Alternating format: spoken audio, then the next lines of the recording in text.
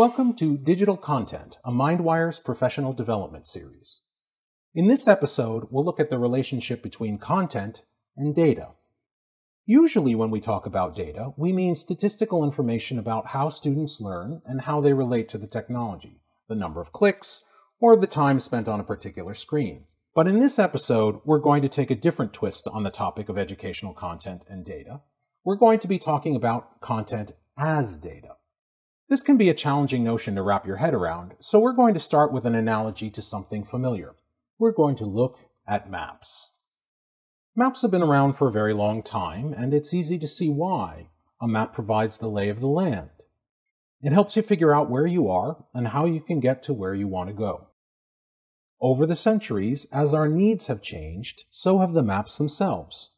We develop different views for different purposes. Some of these maps can be quite schematic, highlighting essential details and hiding distractions.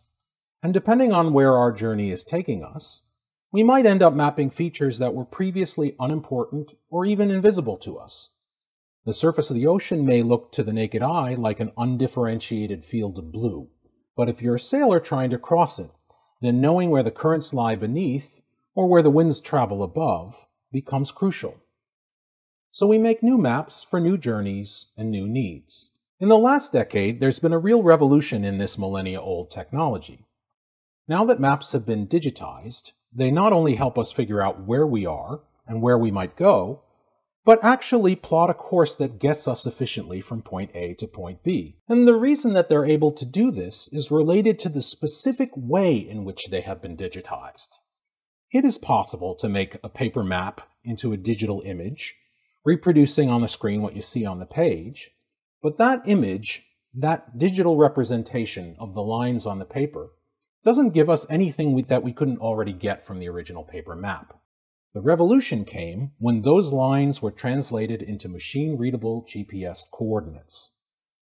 Once those locations on a map were transformed into data, it became possible to correlate them with other data, like hurricane damage reports or restaurant reviews.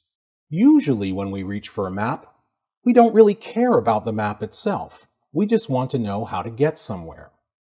Now that we've turned the map into data, we don't need the whole document anymore. We can get turn-by-turn directions, custom written for our personal journey, and delivered to us just as we need them.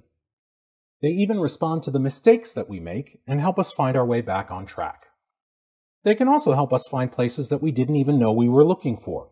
For example, they can show us local chefs' favorite restaurants that are within walking distance of where we happen to be at the moment.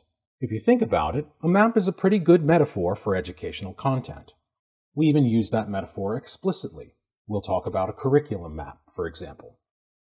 Think about the content that you work on with your course materials and how it is used in the classroom. What other information might you be able to cross-reference it with to create new and useful capabilities for students and teachers? There are a number of answers you might have come up with. One of the simplest ones is time. A syllabus is partly a timeline that organizes educational content by due date. When we turn that information into a format that can be read by a digital calendar, then we give our students a new ability to integrate that information with other calendar information and take control over their schedules. Another possibility is learning objectives, competencies, and outcomes. For our purposes, we don't need to make distinctions among these terms. The basic idea is to break the course or curriculum down into smaller knowledge or skill goals. This approach doesn't work equally well for every subject, but for some, like math, it's fairly straightforward to construct a skill tree. For any learning goal that students choose, they could see the concepts and skills they would need to learn in order to reach that goal. If the goals are then matched up in the software with assessment questions, then students could get the equivalent of turn-by-turn directions. And teachers could get information about which students are struggling with which learning goals. And just like with maps, the data not only gets students from point A to point B, but can also help them discover points unknown. For example, maybe they would like to search real-world applications of the skill they just learned, maybe a hobby or a special interest. When you think about your own content, what other information can you think of that could be mapped to learning goals or competencies. Again, there are many possible answers that you could have come up with, some of which are specific to your discipline or course content.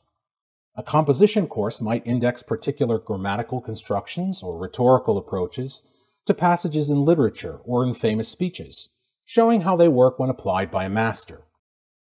Statistics competencies could be linked to descriptions of different problems in different disciplines, showing students a wide range of applications and careers that learning statistics opens up for them. In the end, linking content in the ways that we've been talking about here is simply a way of showing its connections to the rest of the world. By thinking about your content as data, you can use the power of the computer to help bring those connections alive for students. That's it for now. This has been Digital Content, a MindWires professional development series.